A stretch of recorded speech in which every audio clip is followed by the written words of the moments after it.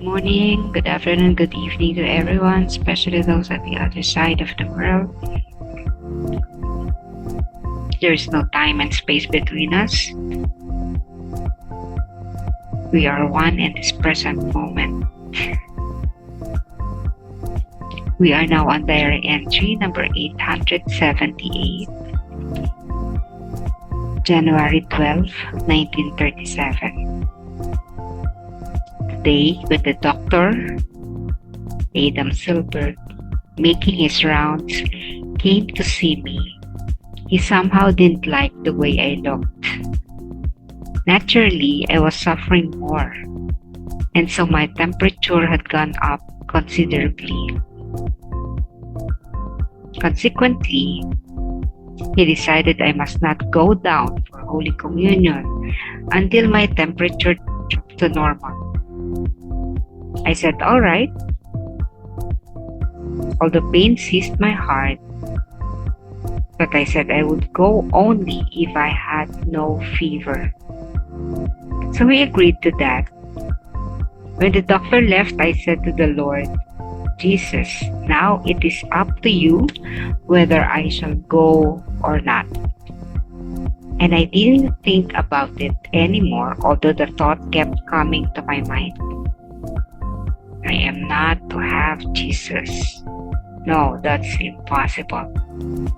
And not just once, but for several days, until my temperature drops. But in the evening, I said to the Lord, Jesus, if my communions are pleasing to you, I beg you humbly grant that I have not 1 degree of fever tomorrow morning. In the morning, as I was taking my temperature, I thought to myself, if there is even 1 degree, I will not get up because that would be contrary to obedience. But when I looked at the thermometer, there wasn't even 1 degree of fever. I jumped to my feet at once and went to Holy Communion. When the doctor came and I told him that I had had not even 1 degree of fever and so had gone to Holy Communion, he was surprised. I begged him not to make it difficult for me to go to Holy Communion, for it would have an adverse effect on the treatment. The doctor answered, for peace of conscience and at the same time to avoid difficulties for yourself, sister, let us make the following agreement. When the weather is fine and it isn't rainy and you feel all right, then sister, please go. But you must weigh these matters in your conscience. It made me very happy that the doctor was being so considerate for my sake. You see, Jesus, that I have already done whatever was up to me. Now I am counting on you and am quite at peace. Sa pag-iikot ng Dr. Adam Silberg, at pagbisita sa akin, paring hindi niya nagustuhan ang aking itsura. Natural lamang sapagat masikip ang aking paghihirap. Kung kaya mas tumaas pa ang aking lagnat. Dahil dito ipinasya niyang hindi na muna ako dapat bumaba para sa banal na komunyon hanggang hindi bumababa ang aking lagnat sa normal.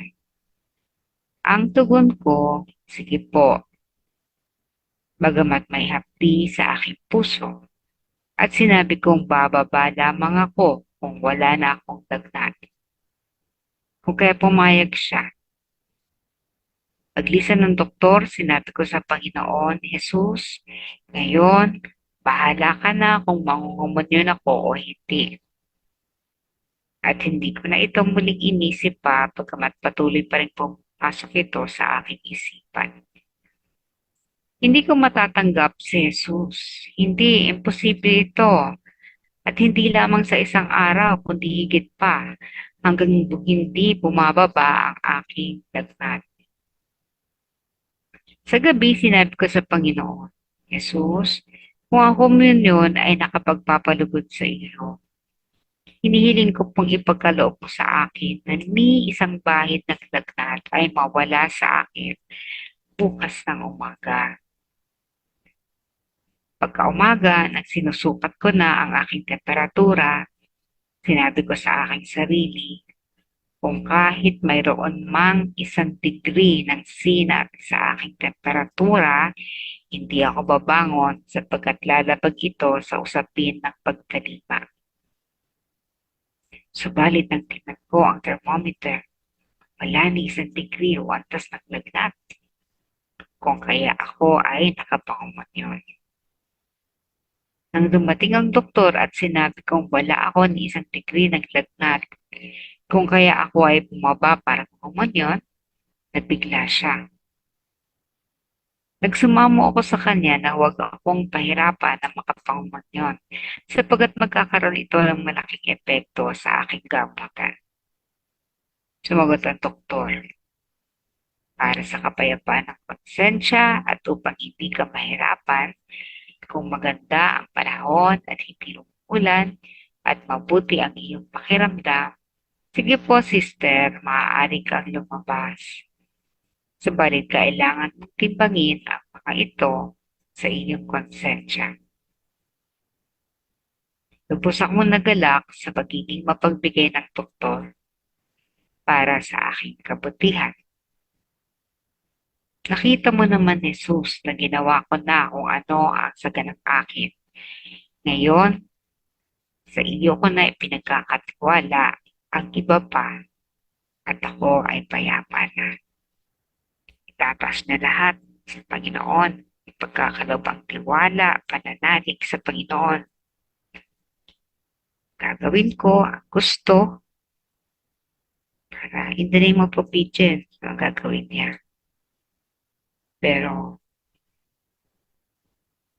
ayun, kung ano ang kalooban mo, Panginoon, ganap nawa. Pero this time, meron siyang hiniling. So, hindi lang ito simpleng kung ano ang kalooban, kundi parang kinonsensya na kung si Jesus, no? Sige, kung nakapagpapalugod naman sa'yo ang pangungunyon ko, di sana bukas wala na akong lagnat. Ni 37, di po ba, ang normal natin. So, pag sinabing 1 degree higher, 38, sinat na lang yun di ba? So, parang pwede na. Pero sabi niya kahit 1 degree, kailangan wala. So, tulog na siya. Pinagkatiwala niya ng lahat kay Jesus. Kung ano magaganap, susunod siya. Pag hindi bumaba ang lagnat ko, no, kapag meron kahit 1 degree or 38 degrees, pag nag-38 yan, hindi ako bababa. Kasi, hindi makabubuti yan sa akin. And surprisingly, the following day, no, katapos noon, niniling niya kay Jesus na palisin yung niya, lagnat niya para makapangumunyan siya. Kasi napahalaga ng kumunyon kay Faustina kasi dito siya humuhugot ng lakas.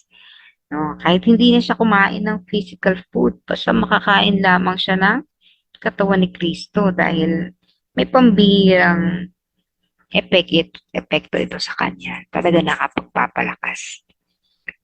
And so surprisingly, the following day, isang bahid or 1 degree higher, no? Kumbaga, nag-normal ang kanyang temperatura, naging 37 flat. Na parang kahit si doktor, no, na si Dr. Adam Silberg nagulat. By the way, last night, may binabasa akong biography ni Faustina. I came across with Dr. Adam Silberg, pero niya nasa halos dulo na yun nung biography na ang kapal. Ito pa lang si Adam Silberg, yung doktor ni Faustina, 1937 to, no? Noong September 1938, na kumbaga sinabihan, i-discharge na si Faustina kasi doon na lang siya maghihintay ng kanyang last hours sa kumbento. So, yung last day nila, September 1938, kasi October siya namatay, diba? So, pinauwi na siya. Parang yung mga usual natin sa ospital na kapag wala na talaga, Sabi ng doktor, iuwi na lang at doon na intayin sa bahay. No? Parang ganun din kay Faustina, sabi ng doktor, ito nga si Adam Silver, discharge na natin, doon na lang intayin.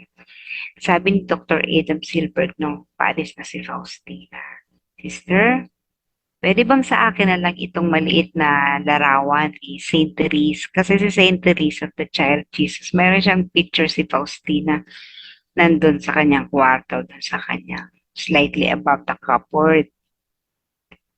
Tapos sabi daw ng isang nurse, no, nabasa ko dun sa biography, sabi daw ng nurse, no, di mo pwedeng kunin yan. Wag, Dok. No? Parang ganun. Kasi may ano yan, contaminated yan. Kasi syempre may tuberculosis si si Faustina. Kaya sabi nung nurse, wag mo kunin yan, Dok. Ang sabi nitong si Adam Silberg, hindi tinatablan ng virus ang saint, no? So, very din, no? Hindi natin alam kung na-influence na siya ni Faustina or talagang religious siya no, pero alam na rin naman kasi syempre siguro no kung ano si Faustina, nangyayari kay Faustina in communication kay Jesus, yung ganun, pagiging na posibleng maging saint, mga ganun, no? Siguro alam na rin niya. So yun yung souvenir ni Dr. Silberg from Faustina. And then after mamatay si Faustina, 'di ba, pumutok yung digmaan, World War II, wala nang narinig kay Silberg, no? I mean, hindi na siya na-locate, wala nang nagka-lock ng records kung saan napunta, napadpad itong doktor, no? Malamang ay isa siya sa nasawi, no, sa digmaan na yon. Malamang kasi Silberg kung pag mga ganyang apelyido, Jewish yan. So, maari na siya sa concentration camp, no? At doon, 'di ba, alam natin yung chamber na yun na niluluto ng buhay yung mga Hudyo. So, malamang nandun siya. But there was no record or news o kung anong man information kung anong nangyari dito sa doktor na ito. So, this is one of the souls that Faustina was able to touch, no? Her doctor. Pero yung entry na to ang mas inspiring for all of us. That nothing is really impossible to God. Basta, the key is always to give our complete trust. Kompleto, no? Ganap na tiwala, pananalig sa ating Panginoon. This was impossible, no? Bababa yung lagnat. Kasi pag bumaba yung lagnat mo, ibig sabihin magaling ka na. But she was not actually, healed. Basta, during the time lang na mangungumunin siya, she would feel okay. So, yung temperature niya pababa para makapangumon siya. At pagbalik, syempre, babalik uli yung sakit, yung suffering, gano'n.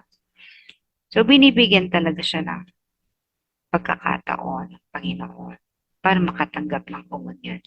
Parang ang intindi ko dito, hindi na siya nakakapag-misa kasi tatanggap na lang ng communion.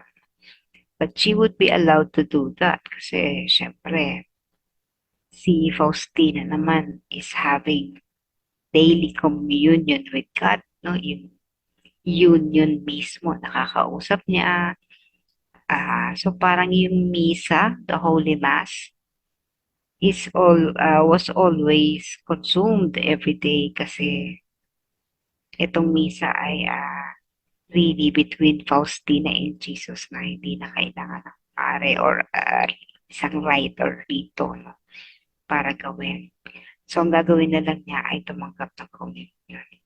And that small host, yung tinapay, yung ostya, maliit lang yan, pero ito, pinagmumulan ng lakas ni Faustina. Again, 1937 ito, January 12. Mahigit, kulang 2 years No, nakasurvive pa rin si Faustina. Although, yun nga, doon na siya sa ospital talaga nakatira. Pabalik-balik na siya actually, mga 4 months or 3 months sa ospital, balik sa kumbento. After ibabalik na naman siya sa ospital. No? Ganun na yung naging buhay niya for the last years ng kanyang buhay. And this is, pag tinig natin ito seriously, if you are having whatever kind of disease, kung ano man ang karamdaman na pinagdaraanan mo ngayon, kung ano meron ka, gaano man ito kalala, gaano man ito hirap, difficult, or parang wala nang pag-asa, do not lose hope. God is always there with you. Again, offer your sufferings to souls, no? Pwedeng souls ng kamag-anak mo, anak, kaibigan, kapatid, for their conversion, or for whatever intention you have for them. So, yung iyong suffering na ipinagkakaisa mo kay Jesus, you become part of the salvation process. Kasi ganyan na iligtas ni Jesus ang mga kaluluwa through His suffering. So, yung ating maliliit na suffering, paghihirap, ialay din natin sa Kanya. If we are condemned, if we are persecuted, i-offer din natin yung pains na nararamdaman natin dahil sa mga persecution nating nararanasan. Maybe in the workplace, no? Kasi syempre sa opisina, sa trabaho, no? Hindi nawawala yung mga conflict, no? Yung mga inggitan, yung mga iba't ibang mga hidwaan. And so, offer your sufferings to the Lord. Ipagkaisa mo yan sa kanyang paghihirap. And then, you'll see that your sufferings are not just only affecting people na pinagdarasal mo, pinag-aalayan mo, but it is also affecting your very condition. Maari nagkakaroon ka ng mas malakas na pangatawan, maaring mas napopromote ka pa, maaring mas tumataas pa ang sahod mo, no? Maaring kinakasihan ka ng ibang biyaya na hindi mo inaasahan. Sapagkat, again, mas malaki ang ating pananalig sa Panginoon, the greater our trust, the more grace we are receiving o tinatanggap. Mas maraming mga grasya mula sa Panginoon ang ating tinatanggap.